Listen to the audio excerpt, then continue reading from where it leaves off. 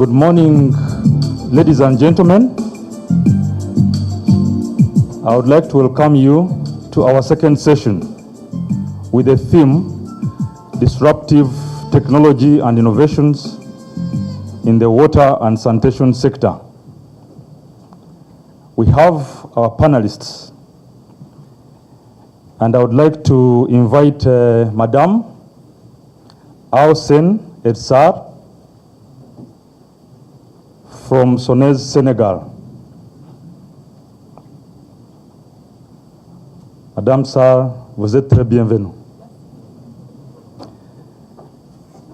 Madame Sarr has over 15 years experience in water and sanitation, utility management, and infrastructure development. I would like to invite our second panelist,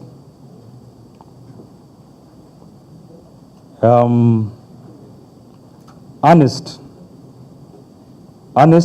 Ronnie Ngaivale from Lilongwe Water Board, Malawi. Ernest, you are welcome. Ernest is a water sector professional as well, with 18 years experience, focusing on non-revenue management and also other aspects of utility operations. Ernest, you're welcome. I would like to invite Murad El Kalfani from Oné, Morocco. Vous êtes très bienvenu, Murad.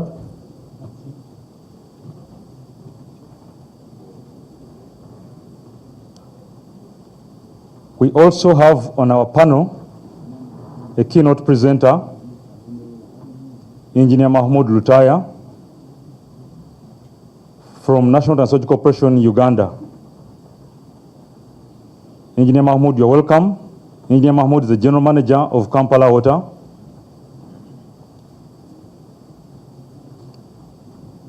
Part of NWSC Uganda, with over 20 years experience in utility operations and management. Our theme and topic today is a very interesting one, the disruptive technology and innovations in the water and sanitation sector. And I think we are focusing on how these technology and innovation disruptions are impacting on SDG 6, which we initially took to simply imply coverage, having water and sanitation for all. But I think with time,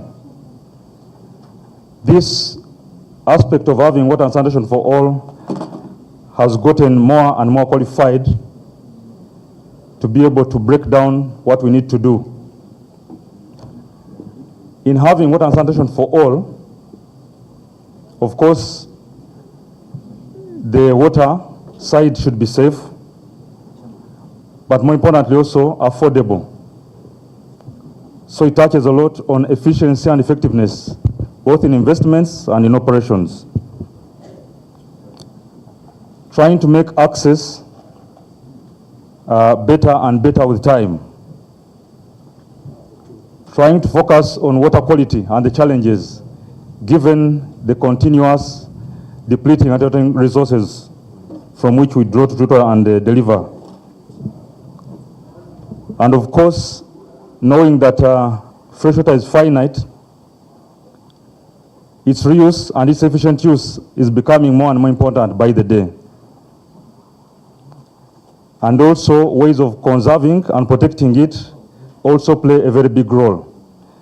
Now with all these dimensions of water and sanitation for all, we need to continuously ask ourselves the questions, how can technology and innovations be disruptive in the sense that we can be able to fulfill the aspirations and targets attributed to SDG 6.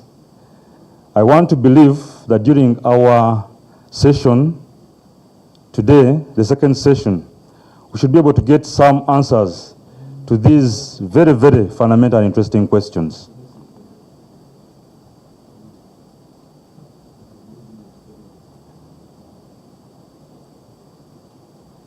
Our first part of the session will be a keynote presentation before we engage our panelists and, of course, you, our valued audience, to be sure that we're able to get some answers to these very burning questions that feed into our goal, SDG 6.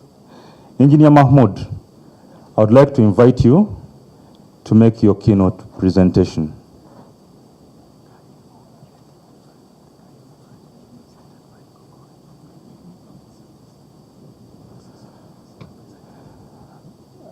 Join me to welcome our fifth panelist.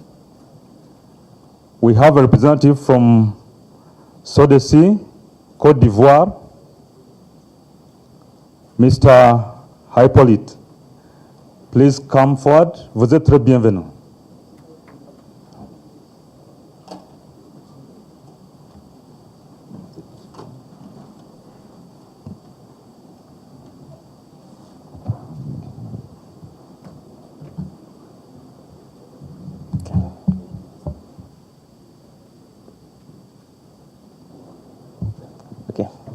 Yes, good morning, everyone. I hope you enjoying yourself and you had a very nice breakfast. I want also to use this opportunity to welcome you to the Pearl of Africa. My name is Engineer Mahmoud Ultaya. I'm the General Manager for Kampala, but at the same time, I'm a member of the STC. I'm here to share a presentation on integrating disruptive technology and innovation in water management and try to reflect on the experience of national water. And I think from the opening session, when you hear the word disruptive, it has always a negative connotation. And I think all of us, when you saw the theme, were like, okay, so how can disruptive be positive? So hopefully we can reflect on that. But also, most importantly, also when the president of AfWASA was also highlighting, it's always very important to understand what are you disrupting. And hopefully I'll share what we've tried to do. I start with reflecting where we are as a continent, as utilities. We're faced with the challenge of providing services to the people we serve. Most of the utilities are struggling to meet the SDGs, and the number of challenges we're grappling with, the high urbanization, the population growth, climate change, and I think, again, the president of AfWASA talked about inefficient management, and all this means that we have a big task at hand to see how do we deal with these issues and ensure that we achieve the SDG 6 target. And to do that, we need to think outside the box, and maybe that's where now distraction comes in handy. The challenges we face as utilities and as most countries in Africa are very similar. We faced with challenges of very aged infrastructure. We have cases of inadequate or limited financing for most of us, that you want to do much, but you realize you don't have the resources to do that. We have challenges of governance and management, and I think these have been well elaborated. I won't spend a lot of time. But these are challenges that we are all faced, and we've been for some time trying to look for solutions to help us deal with these challenges. And there's always a saying that if you use the same method over and over again and expect a different result, then sometimes they can refer you as a mad person. So we need to avoid to be mad in doing things. What is disruptive? And that's why it's very important for us to understand the context so that it guides in the discussion we're going to have. Because like we said, if we don't understand the context of disruptive, then we might look at it from a negative context. But I think in this case, we're looking at it could be a product, could be a service, could be even changing the process that's supposed to make the process or the service affordable to a bigger group of people, easily accessible, and supposed to be cheaper. And what you see are some of the big distractions we've had over time. When you look at the Uber distraction, I think when you go previously, before you look for a taxi, right now when you have Uber, it has replaced the taxi services. When you have A and B, is also another distraction positively that has changed the way we live and we operate. We know the M-Pesa, the mobile money distraction. It has significantly changed our lives. So it means that there's so much that is happening out there in other sectors that has significantly changed, where processes have been changed in a positive way, and you realize many people have been served. So we need to think along those lines. For the e-payments previously, when it comes to water, you had to look for a cash office to pay your bills. Right now, with mobile money and all these services, you're able to make your payment and your convenience. In principle, the cash offices have been replaced. There's more convenience for the customers, and you have more people served. So distraction is in the context of what processes, what products, what services can we change to make them simpler, to make them accessible to more people. And I'll try to share what, in that context, what we've tried to do in National Water. And for the benefit of those who might not be very aware, National Water is a public utility, 100% owned by government of Uganda. We have a mandate to provide water and sewage services in Uganda, especially in the land towns, on a commercial and financially viable basis. Right now, we're operating in around 276 urban towns in Uganda. That is our network coverage of almost 24,000 kilometers. We're serving close to 1 million connections. Those are connections, but in terms of customers, we're serving almost 18 million people. Our turnover is around 622 billion Uganda shilling. That is close to $170 million. And then in terms of asset base, we have around 4.6 trillion, which is around $1.3 billion. And we have a very ambitious vision of being the leading customer service-oriented utility in the world. So it's that vision that drives us and ensures that we are able to improve every day. So this is how we've grown or improved as an organization, a number of parameters. What this shows that for us to be able to move from where we are 10 years ago to where we are right now, definitely we must have had quite a number of distractions. To distract the processes, to see how we can move from 28 towns, now we are having 276 towns, and all the other parameters are there, but it shows how the organization has transformed and has expanded and grown. But all this at the end of the day is trying to see how we serve more Ugandans. We are guided, and I think the representative from the ministry highlighted some of these issues. All our plans are anchored on achieving the SDGs and also the National Development Plan that was highlighted, and also the government manifesto. We have a very ambitious vision and which is guiding us to make sure that we have water and sanitation for all in all the towns that we serve. And by doing this, we want to prioritize investments and also focus on innovations. And that's where, again, the whole aspect of distraction comes in very, very handy for us. These are some of the, when you look at, we have a corporate plan that gives us our projections the next 5 years where we want to go. So this provides our ambition in the next 5 years as an organization, where are we aiming to move.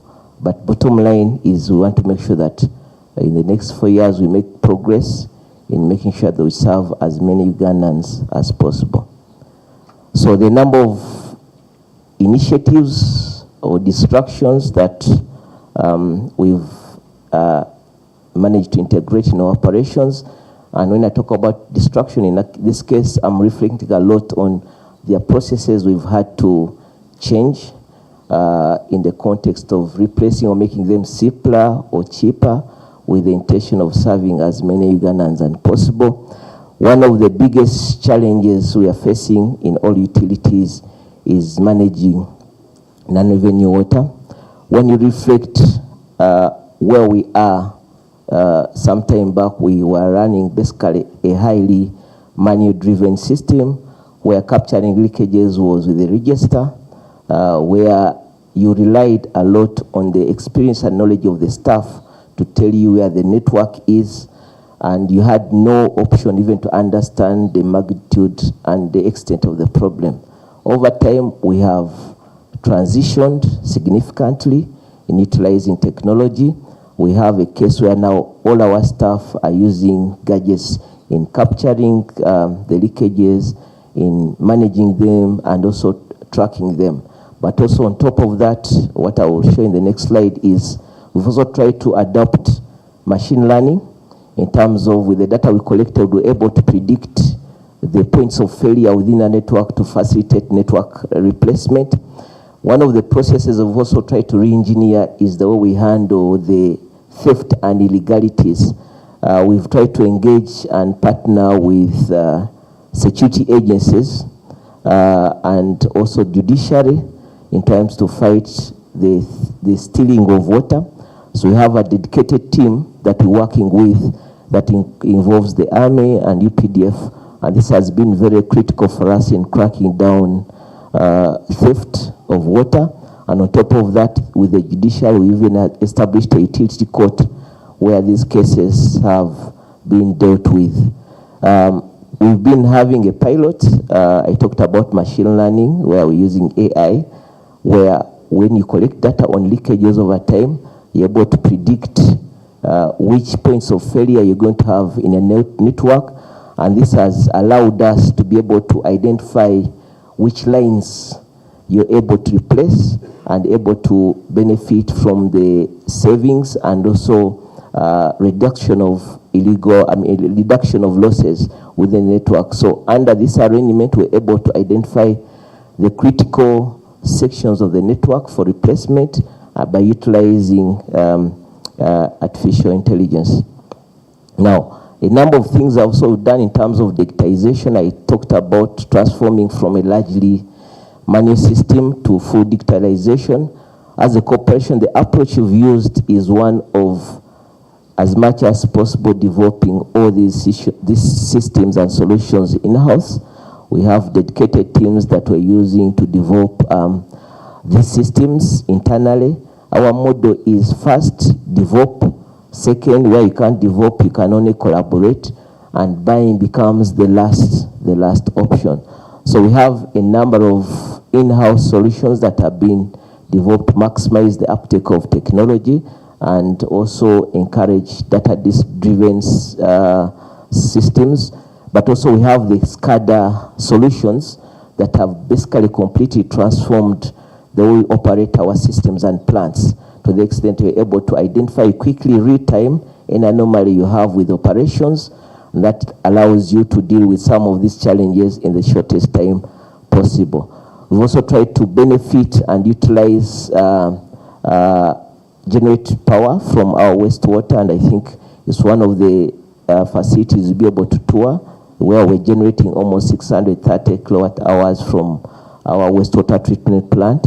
But also on top of that, we are getting briquettes, and I'm happy to see Kate here. She's one of the partners we worked with when we were starting this. And on top of that, the manure we're getting from wastes, we're able to sell it to farmers. So again, these are all transformations and distractions we're trying to undertake as a corporation to add value, and you look at waste as a great resource. Now, when you talk about destructive solutions, they don't just limit on the technology, but also the way we look at financing. We highlighted that one of our biggest challenges from how do you finance most of the investments. If you are to achieve the SDGs, finance is very, very critical. And as utilities, it's high time we believe that we can't rely 100% on development partners to address the challenges we have with investments. So as a corporation, we are leveraging commercial financing to handle a number of our investments. We've getting, and I think in the afternoon, we'll have that panel that will strictly talk about financing. But a number of things that we've done in the corporation at the end of the day, where we speak right now, the number of projects that we're able to do through accessing commercial financing from the local banks. But on top of that, we've gone ahead and make sure that how do we reduce the cost of investment. We have a number of projects that we are designing in-house. So we slowly building capacity so that you rely less on consultants, and all those are ways that are helping us reduce cost. One of the biggest projects we've been doing that has been very critical in our expansion, we call it SCAPA 100. SCAPA 100 has been largely implemented with in-house capacity, where we substituted using of contractors to utilize internal staff, and you're able to cut down the cost of investment almost to half. And then we have definitely another critical aspect that we utilize with the corporation, where we have a tariff indexed annually to protect it against inflation. So those are some of the things that we've done. And when it comes to building capacity of staff, I think most of traditional utilities are looking at themselves as receivers of skills. National right now, our approach has been we're developing skills on top of this facility that is one of our training facilities. We've gone ahead and established regional skills development centers, because we realize that if we are to achieve the SDGs, we need to have a competent and well-skilled workforce. And one of the areas the corporation is emphasizing on is competence and skills development. So we established regional centers that we're utilizing to make sure that we develop the skills and the competencies of our staff. And we have annual graduations. I think in the photo there you're seeing staff who are graduating from the skills that have been imparted on them. On top of that, we are doing a lot of partnerships with a number of, again, capacity development institutions that are helping us to further enhance the skills of our staff. So when you reflect on all this, it shows that disruptive solutions will provide us a great opportunity in achieving the SDGs. I've tried to put some of the reflections, and I think the president of STC gave us a challenge. We need to ask yourself. Ce qui fait qu'il n'y a pas une forte demande à l'innovation dans le secteur de l'eau et de l'assainissement. Un autre point porte sur vraiment l'équilibre financier de nos sociétés d'eau, qui est vraiment fragile. Le service d'eau dans nos pays, en général, c'est financé à travers les 3T. D'abord, le tarif, c'est-à-dire les montants facturés à travers, au niveau des usagers. En plus, ces tarifs c'est l'affaire des gouvernements, c'est les États qui fixent les tarifs en général. Il y a aussi le deuxième P qui est le transfert public domestique. Les États subventionnent les sociétés en termes d'investissement et aussi en termes d'exploitation. Parce que dans les tarifications, le tarif appliqué à l'État, en général, c'est 2 ou 3 fois même le tarif appliqué aux grands consommateurs. Tout ça, c'est pour éviter qu'on augmente le tarif chez les autres usagers. Ce mécanisme pose énormément de problèmes aux sociétés d'eau dans la mesure où les États, en tout cas l'administration, accumulent des arriérés de paiement. Ce qui fait que les services d'eau, les sociétés d'eau ont du mal à assurer le service de la dette. Ça constitue un frein. Les services d'eau ont du mal à, en tout cas, investir à temps de manière à éviter les pénuries d'eau, par exemple. Et le troisième T, ce sont les transferts, en tout cas, publics internationaux à travers les prêts et les dons, surtout les dons qui sont rares. Comme vous le savez, avec l'avènement du PPP, dans plusieurs pays, les gens vont vers le PPP parce que les financements habituels, traditionnels, sont vraiment rares. Un autre élément, si je reviens sur le tarif, dans certaines sociétés, les populations ont même la capacité de payer le service. Les populations peuvent même en tout cas supporter les hausses tarifaires. Mais les gouvernements sont frileux. Les gouvernements, pour des raisons politiques, ne veulent pas ajuster les tarifs. Par exemple, au Sénégal, il y a eu une étude tarifaire il y a quelques années qui a montré que quand on prend les dépenses dans un ménage, les charges liées à l'eau, c'est seulement 2%. Les charges liées à l'assainissement, non, à l'électricité plutôt, c'est 5%. Et les charges liées au téléphone, c'est 7%. Un ménage qui a la capacité de payer 7%, en tout cas, de ses dépenses pour le téléphone, ce ménage a la capacité de supporter les hausses tarifaires. Parce que l'eau, c'est la vie. L'eau potable, c'est la longue vie. Voilà, je m'en arrête là. Et merci pour votre écoute. Thank you very much, Madame Awa. My next question will go to Ernest. Ernest, how do you create an environment that will all can facilitate the right disruptions? Thank you, moderator, and also appreciation to Engineer Mohammed, for the wonderful, insightful presentation, which basically addresses the question that you have raised on how we can create environments that enables utilities to embrace disruption. I think from that presentation, you would note that we really need to be intentional in our approach to seek and identify those opportunities for us to be able to manage our utilities better by adopting these disruptive technologies or innovations so that we can address the serious challenges that we're facing as utilities, and they've already been mentioned, the myriad of them. And again, National Water Storage Company would not achieve what they've presented to us this morning if it had not been to have leadership that understands the need, the importance, and the role of disruptive technologies and embracing them.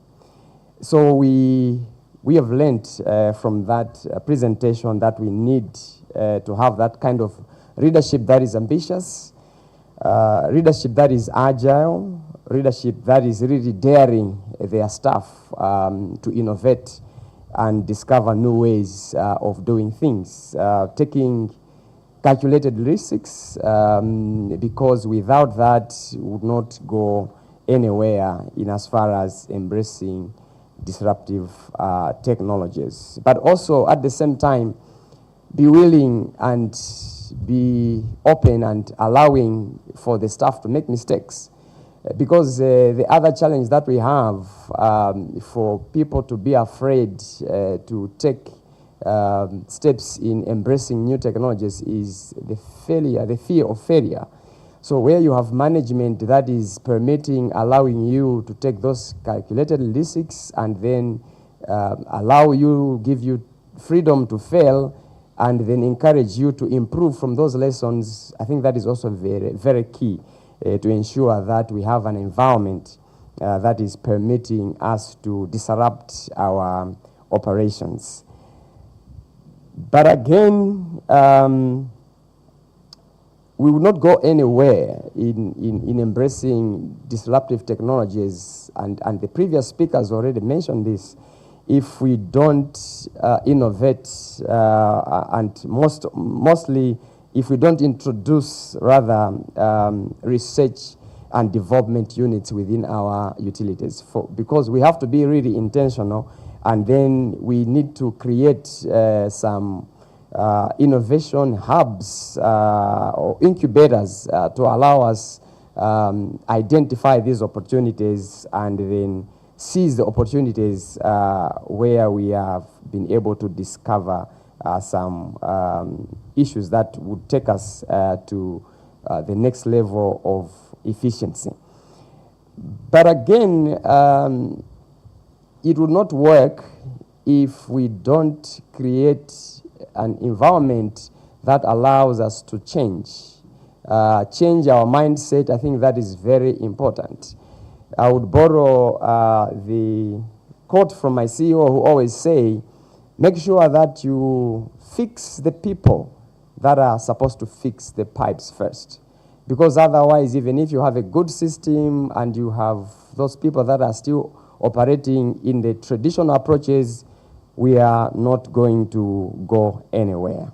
So we need to have that environment where change management is fostered. We need to unlearn other things, traditional approaches, as it has already been highlighted. We need to learn new initiatives, the disruptive technologies, but again, we need to relearn because having or embracing technology requires for you to continuously learn, to adapt, otherwise you stay behind. Finally, if not least, the power of benchmarking. From these sessions, I'm sure we'll go out with new ideas on how to really transform our utilities by embracing change and embracing technologies. So we need to benchmark with those utilities that have done this before. In this world, it's a global world. Most of the challenges that we are facing, others have gone through them before. We need to learn the lessons on their successes, but also their failures. Moderator, allow me also to emphasize that as we are embracing change, we have to also be very realistic. We have to be honest with ourselves. It's not everything that is out there that we are able to do. Just a few days ago, if not yesterday, we kind of experienced a disruption in our travel. We were supposed to have our first sleep here in Uganda, but due to flight hiccups, hitches, we found ourselves sleeping over in Addis. And we went to a hotel thanks to Ethiopian Airways, where we were first, when we just entered the lounge, the reception, a very big placard. It had very big quotations that you would not ignore. It indicated, and I'll quote as it was, 4 stars. That was the heading. And it came with another inscription. They said, because 5 would just be showing off. So it's a marketing gimmick, but what I learned from them is that we really need to be realistic with ourselves. 5 stars is good, but it comes with regulation, standards. But is it right for you? Do you have the resources? So I'll part my presentation this morning to say, let's be realistic. Let's do cost-benefit analysis. Let's adopt those approaches and disruptive technologies that best suits ourselves. Thank you very much. Thank you, Ernest. I would like to get to Mr. Hippolyte. And the question to you is, what lessons do we learn from the experiences of other sectors? And maybe alongside that, you could also share any experience on disruptive technologies and innovations as they have impacted SODECI in Côte d'Ivoire. Merci beaucoup, monsieur le modérateur.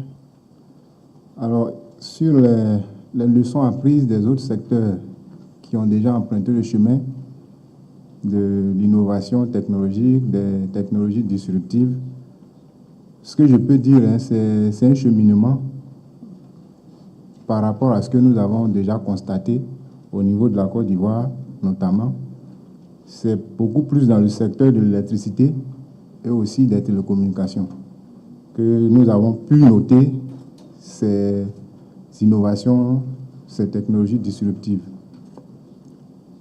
Alors, ce qu'on note, c'est qu'il y a beaucoup de risques à prendre en compte quand on regarde un peu l'expérience de ces compagnies de télécommunications et également de la société sœur de l'électricité, donc qui est une entreprise de notre groupe.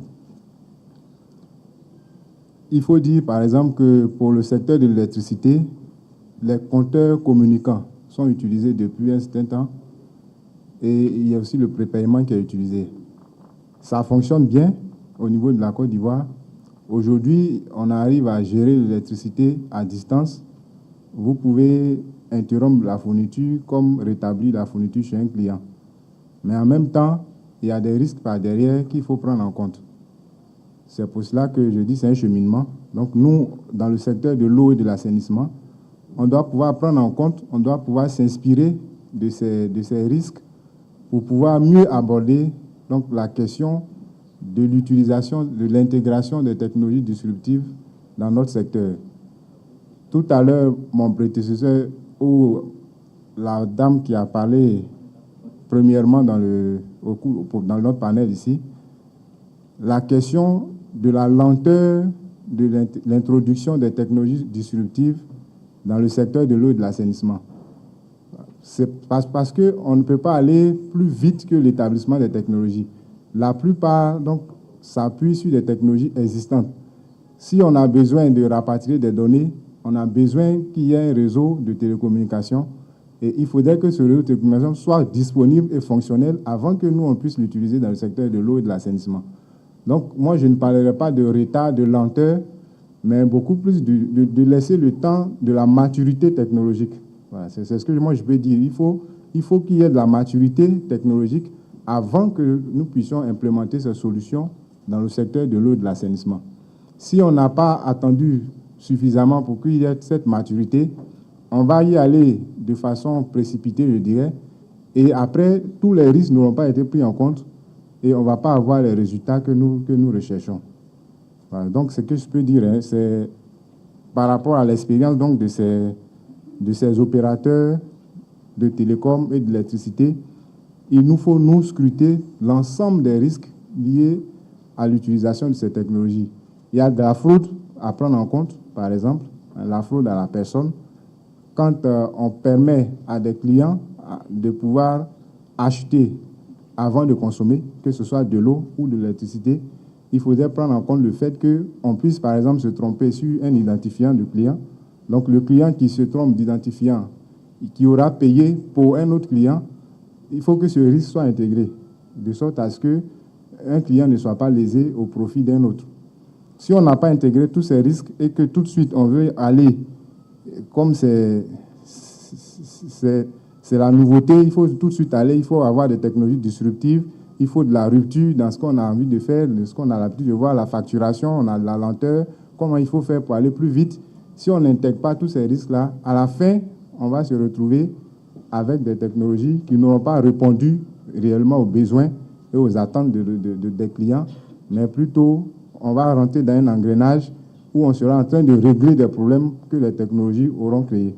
Voilà, c'est ce que je peux dire pour répondre à cette première question. Merci.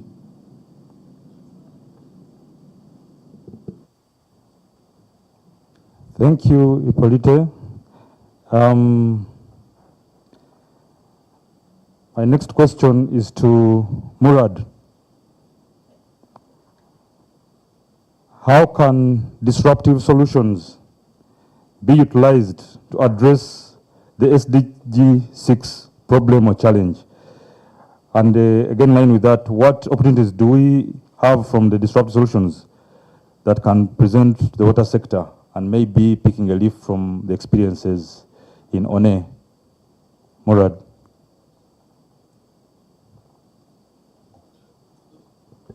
Merci, Monsieur le modérateur. Donc, pour le Maroc, pour l'ONI, l'adoption de technologies de rupture n'était pas vraiment un choix. L'ONI est le producteur d'eau potable au Maroc avec une capacité de production de 7,4 millions de mètres cubes par jour, alors que le besoin, c'est aux alentours de 4,3 millions de mètres cubes par jour. Mais à la suite des changements climatiques et la succession des années de sécheresse et l'augmentation, l'accroissement de la demande en eau, soit pour l'eau potable, pour l'industrie, pour l'agriculture, donc nos capacités, même s'ils sont là, mais la ressource, elle n'est pas là. Donc il y avait un besoin d'adopter des nouvelles technologies pour la production de l'eau non conventionnelle. Et de là, on est allé sur le changement de nos plans nationaux de l'eau qui était basé sur les eaux conventionnelles. Il y a 5 ans, on dirait que 90%, plus que de 90% des ressources en eau pour l'eau potable au Maroc, c'était à partir des eaux conventionnelles, les forages et les barrages, contre moins de 10% pour le dessalement. Mais là, maintenant, avec la succession de la sécheresse, on était obligé de revoir notre plan national de l'eau potable et on envisage maintenant, vers 2035, d'assurer 50% de la production d'eau potable à partir du dessalement. Qui dit dessalement dit coût énergétique élevé. Donc, nous, en tant qu'ONI, Office national d'électricité de l'eau potable, on a cette double casquette d'énergie et d'eau. Donc, on a apporté cette contrainte à nos collègues de la branche électricité et ils ont commencé à développer, on a commencé à développer ensemble un nouveau modèle technologique qui couple l'énergie renouvelable avec les eaux non conventionnelles à partir de dessalement pour arriver à un coût de production du mètre cube qui est aux alentours du coût de la production pour les eaux conventionnelles. Donc ça, c'est un premier axe où les technologies de rupture, elles apportent des solutions. Aussi pour la préservation et l'atteinte des objectifs de l'ODD6, donc on doit travailler même aussi sur la réutilisation des eaux usées. Donc on a lancé un programme de réutilisation des eaux usées pour l'utilisation pour l'arrosage et des espaces verts et des terrains de golf. À titre d'exemple, à Rabat, maintenant, tous les espaces verts de la capitale sont arrosés par cette ressource. C'est aux environs de 1000 hectares arrosés quotidiennement. C'est pratiquement 50 000 mètres cubes par jour. Et cette eau-là, normalement, s'il n'y avait pas cette réutilisation, c'est de l'eau potable qui était utilisée pour l'arrosage. Donc ça, c'est les nouvelles technologies. Donc on adopte ces technologies. Avant, on faisait le traitement secondaire, mais là, on pousse vers le traitement tertiaire, à la désinfection, à la microfiltration pour pouvoir utiliser cette eau. Donc les nouvelles technologies, donc c'est important. On change notre conception pour la production de l'eau. On peut aller jusqu'à le concept des cités, des villes éponges. Donc maintenant, même dans les schémas directeurs des villes, on essaie de récupérer les eaux pluviales. Donc on installe des bassins de rétention avec des infiltrations pour pouvoir recharger la nappe et préserver la ressource en eau. Tout ça, c'est important, mais il faut continuer sur l'amélioration des performances des installations existantes. C'est à travers la digitalisation, la généralisation de la digitalisation, c'est l'intelligence artificielle, c'est la généralisation des systèmes SCADA, c'est la généralisation de l'ensemble de la télégestion et l'ensemble des activités qui peuvent améliorer le fonctionnement des installations et en même temps réduire les pertes. Parce que l'objectif, c'est d'atteindre un rendement aux alentours, pour la production, aux alentours de 98%. Donc pour atteindre ce rendement, il faut bien évidemment passer à travers les nouvelles technologies. Tout ça, c'est important. On a déjà discuté, c'est les mêmes idées, mais il faut les accompagner. Tout ça, ça doit être accompagné pour sa réalisation. Pour l'accompagner, il y a deux grands axes. Il y a d'abord une réforme, on va dire, du secteur ou un cadre de gestion du secteur de l'eau. Au Maroc, maintenant, l'ONI se concentre sur la production de l'eau potable et la distribution et les transférer à des nouvelles sociétés publiques. Comme ça, il y aura cette notion de contrôle, de gestion. C'est l'État, on est là. Mais on est, comme a dit madame, il y a la concurrence. Donc maintenant, quand je vais dire un rendement, il y a un autre établissement public qui va justifier mon rendement. On doit travailler sur ça. Ça, c'est important. Et pour nous, on pense aussi, pour ce volet-là de cette réforme, c'est l'implication des élus locaux. Ces sociétés régionales, multiservices, ils sont, le conseil d'administration, c'est la région, donc ils vont apporter même les financements. Donc on va proposer, nous on est toujours dans le tour de table de ces sociétés en tant qu'investisseurs, mais il y a un apport d'investissement et il y a implication de la population et des élus pour réaliser les investissements. Un dernier point que j'aimerais finir, c'est la coopération. Les technologies des ruptures ne peuvent être développées qu'à travers des rencontres comme ce qu'on fait là maintenant. Il faut créer des groupes de travail sur cette thématique, échanger nos bonnes pratiques. L'ONI, il travaille avec le Conseil mondial de l'eau, avec l'Institut méditerranéen de l'eau. On est en train de travailler sur un observatoire international des ressources non conventionnelles et des énergies renouvelables. C'est un cadre d'échange, de partage de bonnes pratiques et une base de données pour les autres opérateurs, pour s'inspirer, pour avoir des méthodes et voir les succès et les échecs de chacun de nous. Comme ça, tout le monde pourra partager ses connaissances. Et merci.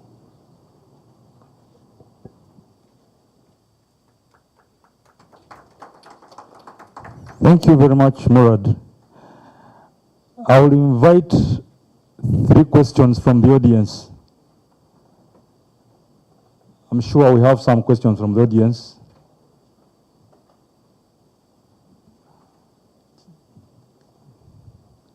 Just get to the mic.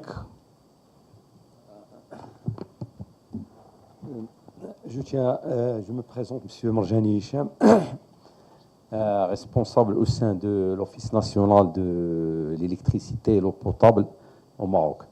Ma question, j'aimerais bien remercier les organisateurs de cet événement et les différents intervenants qui nous ont apporté pas mal de choses et à travers lesquels on apprend pas mal de choses pour essayer de partager ces compétences et ces nouvelles technologies pour les faire déployer au niveau des installations dont on dispose. Ma question est, je pose ma question à M. Mahmoud, qui a évoqué le sujet de tout ce qui est nouvelles technologies dans les réseaux de distribution. Donc ma question, j'aimerais seulement savoir combien de compteurs intelligents ils ont déployés. D'accord, j'aimerais bien savoir ça en nombre et quels sont les outils qui ont été mis en place pour faire face à la résistance au changement, c'est-à-dire à la résistance des citoyens ou bien des clients vis-à-vis le déploiement de cette nouvelle technologie. Et merci.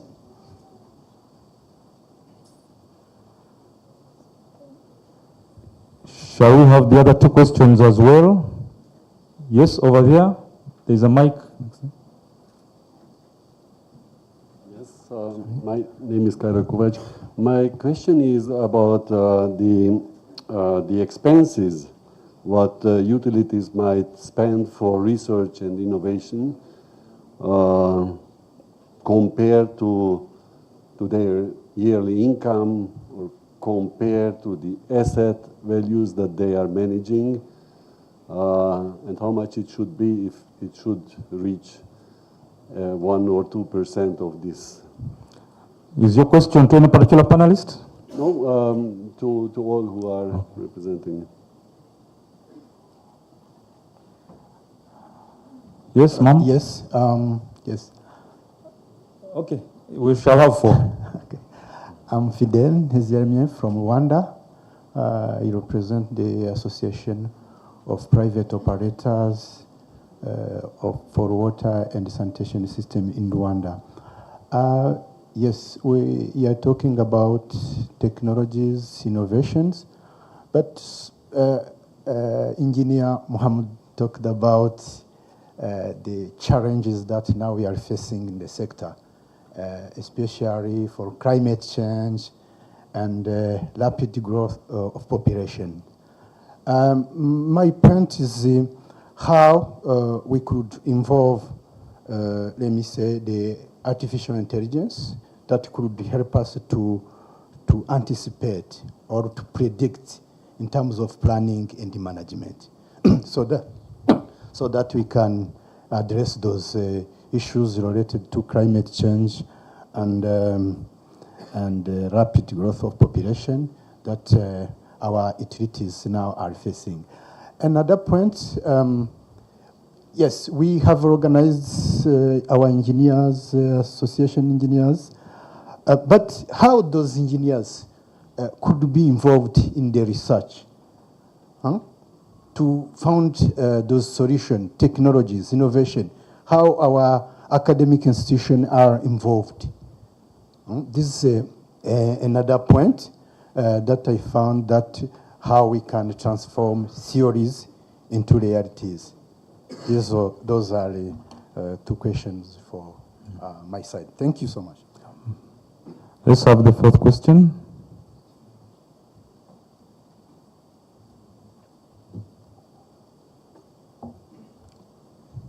Bonjour tout le monde, je me présente, c'est le docteur Maïmounolo. Je suis de l'association africaine, autant pour moi, association des acteurs de l'assainissement du Sénégal et l'association panafricaine des acteurs de l'assainissement aussi. Et aussi, je suis enseignante-chercheur vacataire à l'Institut des sciences de l'environnement au Sénégal. Donc, je suis vraiment honorée de prendre part à cet événement qui est vraiment riche en informations très fructueuses. Donc, je pense que ma préoccupation s'adresse à l'ensemble des panélistes. Comme quoi, quand on parle de technologie de rupture, c'est vraiment opportun, vu le contexte. L'eau est un élément assez essentiel et les changements climatiques n'ont pas arrangé les choses, on peut le dire. Donc, ces technologies-là, c'est en fait pour l'approvisionnement en eau des populations. Donc, ma préoccupation est la suivante. Est-ce que la population est vraiment impliquée dans l'adoption de telles technologies? Pourquoi? Parce que dans l'approvisionnement en eau, on a tantôt eu des actes de vandalisme, entre autres, qui ne favorisent pas la durabilité de certaines technologies. Donc, ces populations, est-ce qu'il y aura une approche incitative pour les pousser en fait à la préservation de telles technologies qui sera mise à leur disposition? Merci beaucoup. Thank you, Dr. Maimouna. Engineer Mahmoud, there is a question and observation on smart metering.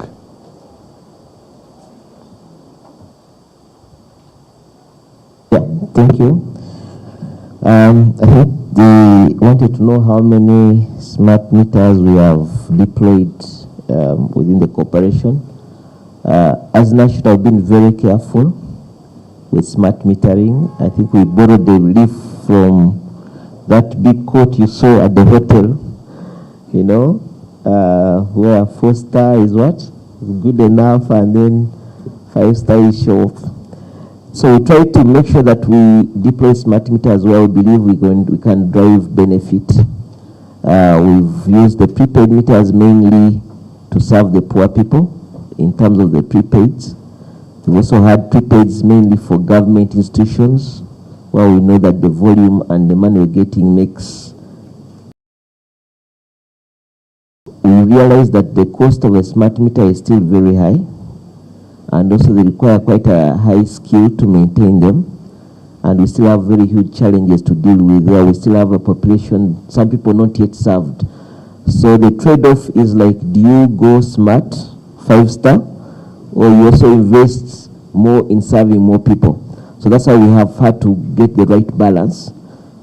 Some people have demanded for smart metering for purposes of convenience and being high-tech, and yet you realize that even the customers are not even able to afford some of the smart metering. So we're using smart metering mainly for our production meters, for our DMAs, for the large consumers, and also for the urban poor, where we believe we can drive a lot of benefit. We're still utilizing the conversion meters to serve the big part of our customers. So we're adopting a very strategic approach in terms of adopting smart solutions. Like I mentioned earlier, as a corporation, we're trying to avoid being captured by developers of solutions. We want to believe that we should also drive the narrative of what solution really work for us. And that's why, as much as possible, make sure that most of the solutions have to be internally developed. So that's the approach. So in terms of smart metering for customers, we have a very small percentage where we have deployed them, and largely because they are still relatively expensive, and given also what we're dealing with, we still not convinced that it's worth an investment right now, given also the effort we've made. Thank you, Ibn Mahmoud. Dr. Maimuna raised some very interesting observations, and I just want to pick out the aspects of population, community involvement, and vandalism, which of course affects service delivery. Mr. Hippolyte, what is the experience of this in Sodesi?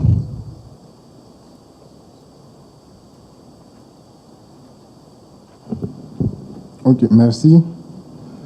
Alors, concernant la question du docteur Maïmouna sur l'implication des populations dans le déploiement des technologies de rupture, alors, nous, au niveau de la Côte d'Ivoire, pour l'instant, on est dans une phase pilote. On est dans une phase pilote, et la phase pilote a commencé effectivement par de la communication. Il faudrait pouvoir en amont impliquer les bénéficiaires.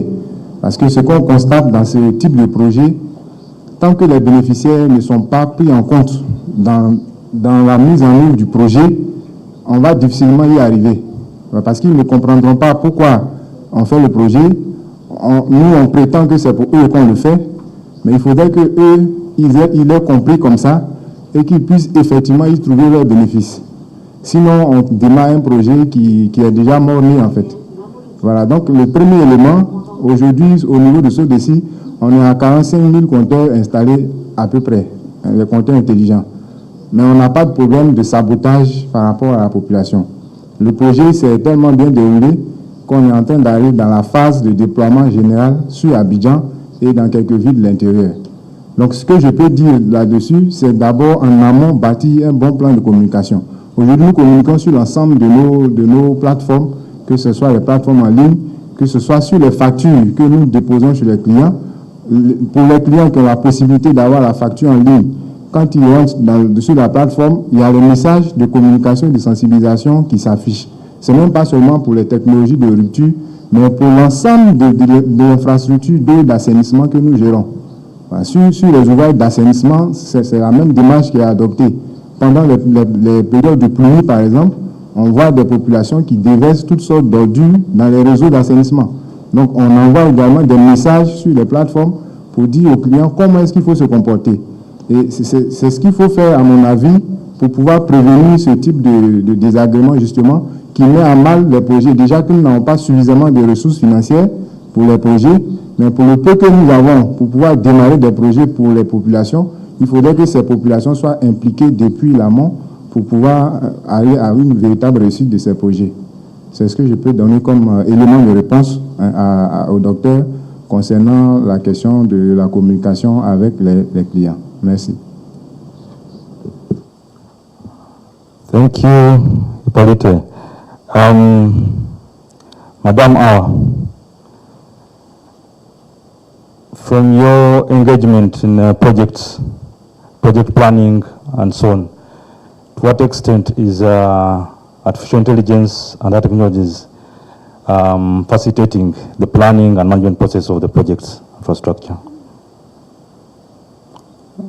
Given the numerous challenges that we could benefit from AI to address issues like climate change as we implement our project, design and implement projects. Merci, monsieur le modérateur.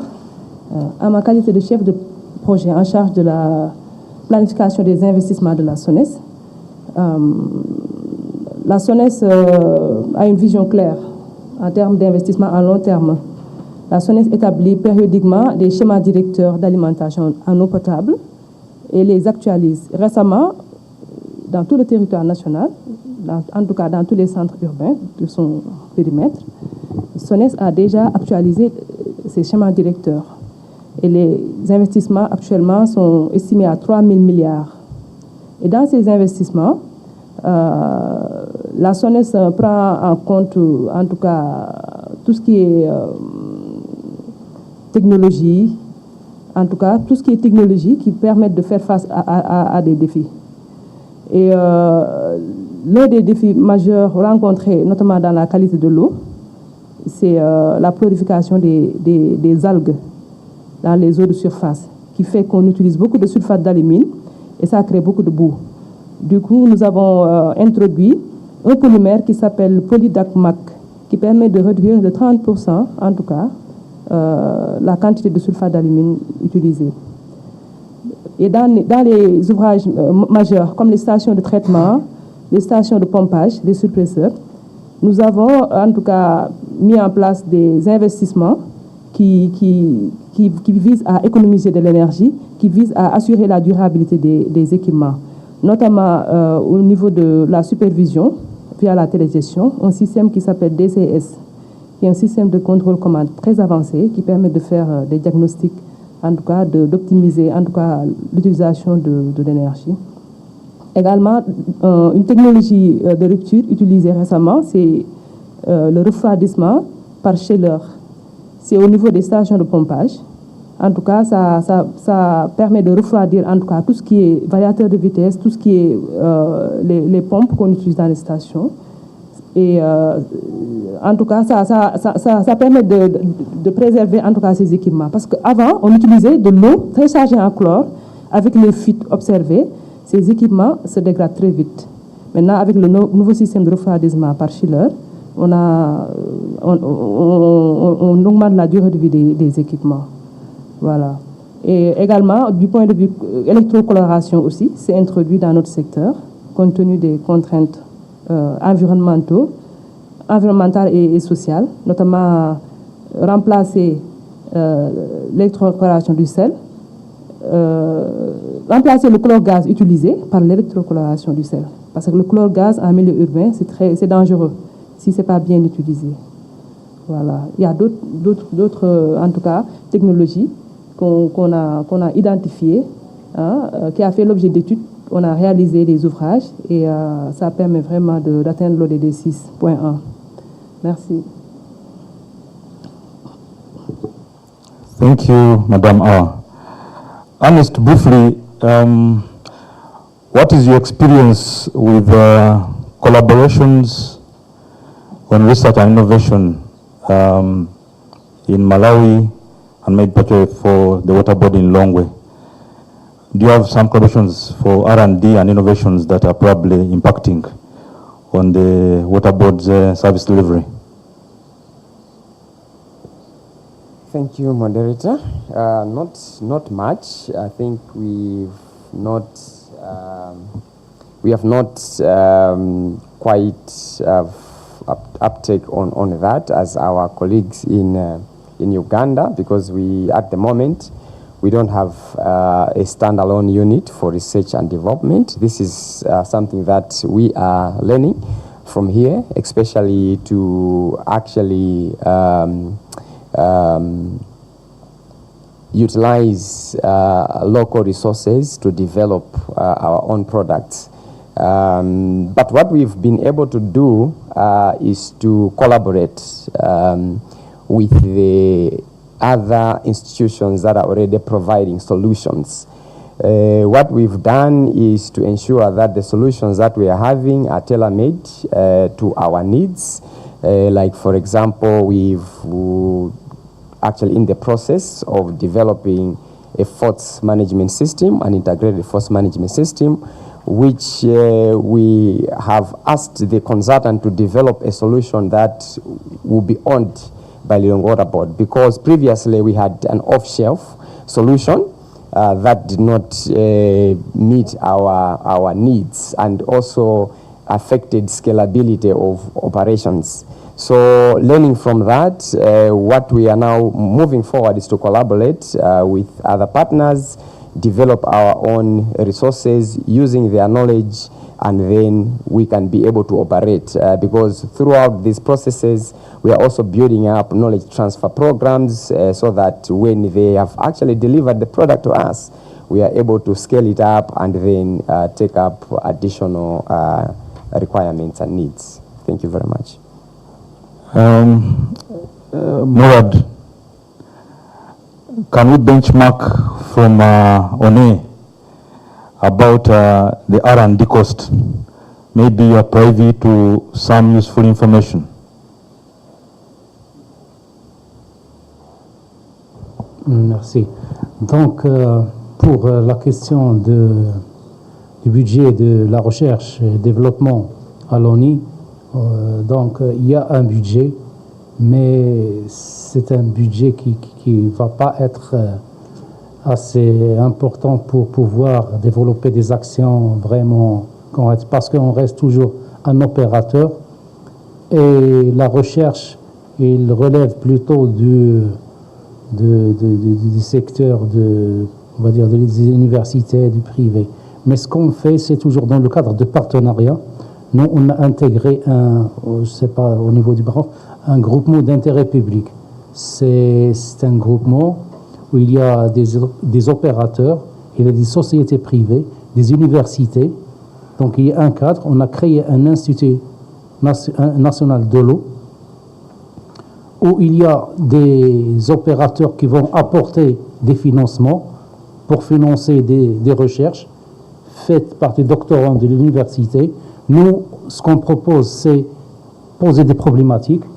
On a une problématique par rapport au dépôt dans les canalisations caractéristiques d'une eau. Ils vont faire une recherche sur cette thématique et on ouvre nos installations à ces doctorants, ces chercheurs. Donc c'est là où on a travaillé sur ça pour créer ce cadre de partenariat où il y a la recherche, il y a le secteur privé, il y a le secteur public dans un groupement d'intérêt public. Et là maintenant, et ça ouvre vraiment, c'est la question du financement.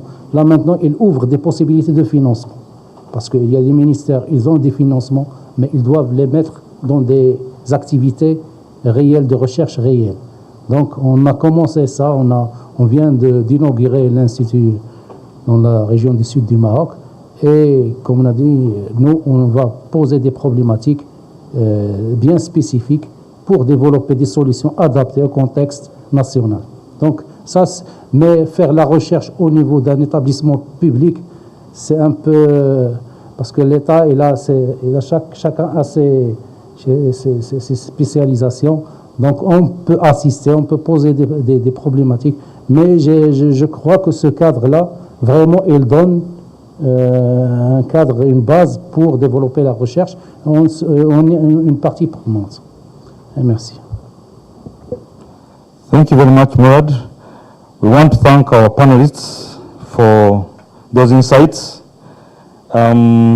Just as a way of wrapping it up, some insights that have stood out. One of them is to take note that the water and sanitation sector is infrastructure heavy with low returns. And then also the limited competition or relatively limited competition have impacted on the slow uptake of disruptive technologies and innovations. The second or third was about leadership. Leadership is key in any of our utilities. Leadership that challenges the status quo. Leadership that is risk-taking. Leadership that is adaptive and is able to quickly support the teams to learn from mistakes. As one of the adage goes, that success is usually after many failures. So we need to be mindful that as we innovate, there might be mistakes, but what's important is to learn from the mistakes and help us to be able to get to the breakthroughs. Another very important insight is about taking on technologies that meet our needs. The market has a lot to offer, and we have to be very mindful of what we need to meet our stakeholders' expectations and requirements. And also, in line with that, is to ensure that as much as possible, we question the modes of engagement with the different stakeholders and communities as we uptake and roll out technologies.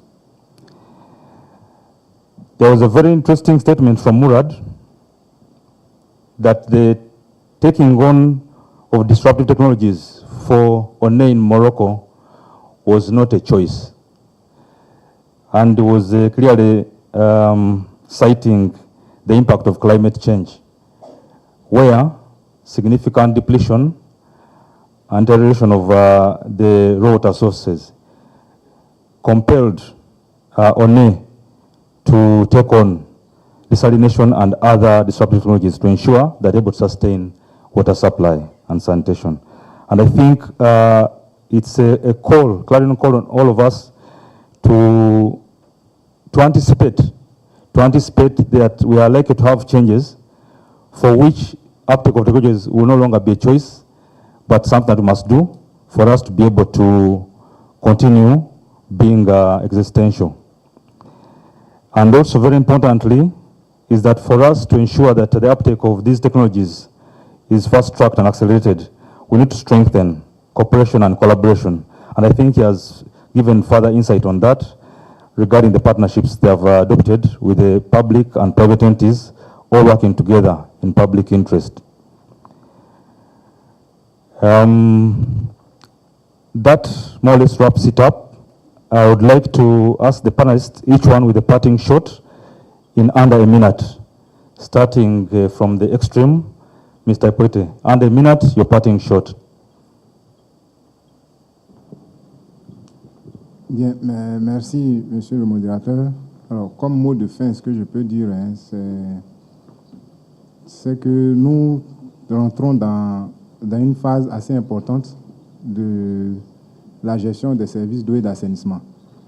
Il s'agit d'utilisation des technologies. Nous ne pouvons pas y échapper parce qu'aujourd'hui, si on ne passe pas par là, les coûts qu'on va engager pour l'exploitation de nos services seront tels qu'on ne pourra pas délivrer des services avec un véritable effet à nos populations.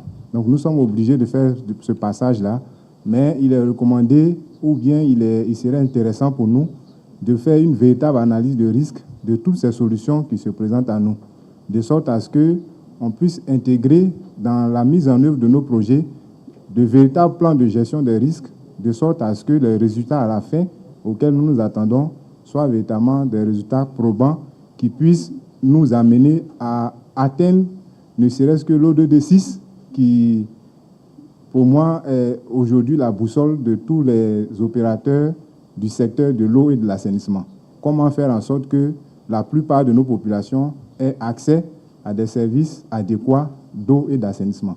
Cela passe par la préservation des ressources et l'optimisation des moyens engagés, de sorte à ce qu'on puisse dégager davantage de ressources pour pouvoir les injecter dans l'accès aux services de base que sont l'eau et l'assainissement. Donc c'est ce que je peux dire comme mot de fin, dire que les technologies sont importantes à intégrer, mais il faut prendre en compte le fait qu'il y a des risques au bout qu'il faut intégrer dès la base, dès le départ, de sorte à ce que les résultats attendus soient effectivement au rendez-vous. Merci. Engineer Mahmoud. I will reflect on one of the questions that was raised that talked about the cost of research and whether all of us can afford.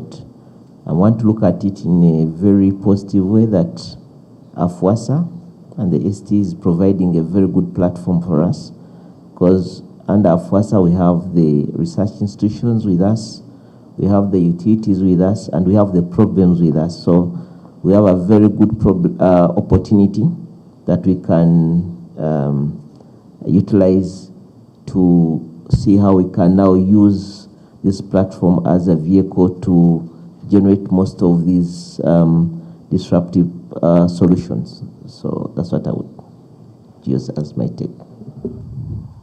Morad. Pour un mot de la fin, moi je dirais que c'est la coopération sud-sud. Pourquoi? Parce que les technologies, ils sont là, c'est les nouvelles technologies, on va dire les nouvelles technologies. Mais tout ce qu'on parle là, les compteurs intelligents, télégestion, SIG, SCADA, ça existe. Mais chacun, il a son expérience à part.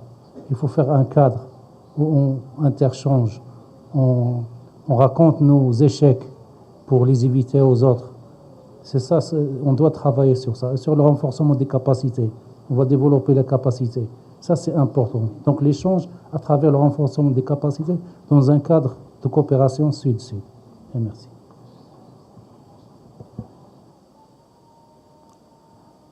Ernest. Thank you very much.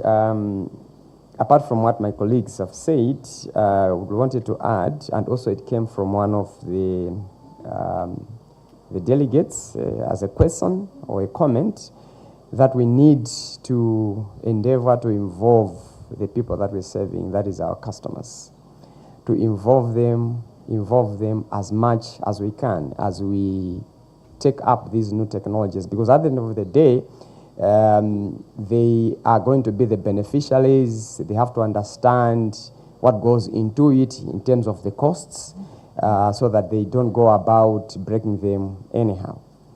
I would also like to leave us with this quote, if I may call it, for lack of a better word, which I saw on the Facebook page from one of the peoples around. He said, very soon we'll be having smart homes, smart cars, smartphones, and I would add smart meters, but then an idiot. So we don't want to have our peoples left behind in the solutions that we are implementing. Thank you very much. Madame Awa, you have the last word. Merci beaucoup. Pour davantage intégrer les technologies de rupture et l'innovation dans le secteur, il faut agir à plusieurs niveaux. D'abord, dans les spécifications techniques des ouvrages, en tout cas challenger les entreprises, en tout cas mettre des exigences qui favorisent des équipements qui permettent d'économiser de l'énergie, par exemple. Au niveau des contrats de délégation de services publics, en tout cas pousser les délégataires à innover, à intégrer tout ce qui est télérelève de compteurs avec des compteurs intelligents, tout ce qui est télégestion pour mieux gérer les flux dans les réseaux. Et aussi, tout cela doit être porté en tout cas par des leaders. Et je termine par une citation d'un expert en leadership de renommée internationale, à savoir John Maxwell, qui disait que un leader, c'est quelqu'un qui connaît le chemin, suit le chemin et montre le chemin. Merci beaucoup pour votre écoute. Thank you, Madame Awa. And to sum it up, I say that all the disruptions from technology and innovations should lead us to sustainable and intentional, safe and affordable access to water and sanitation for all. I would like to ask our panelists to clap for our wonderful audience.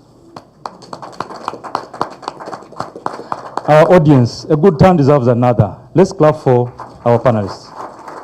Thank you very much. Thank you. Thank you so much.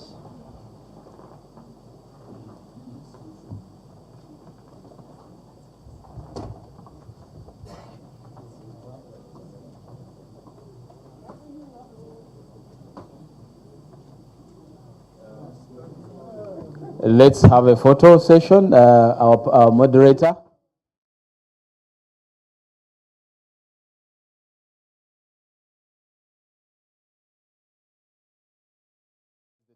And a photo session. I think it's in order for the moderator to be in the middle of the entire mix. Plus the lady as well, so that can we smile a bit so that the photo looks better? Just for being photogenic.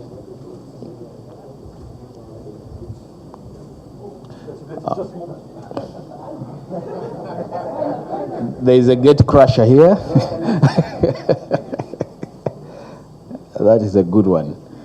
Okay, ladies and gentlemen, we are closely towards the end of our first session. And once another round of hand clap to all the panelists, the keynote speaker and the session convener. A few announcements. As we come to an end of our session, I want you to take note that our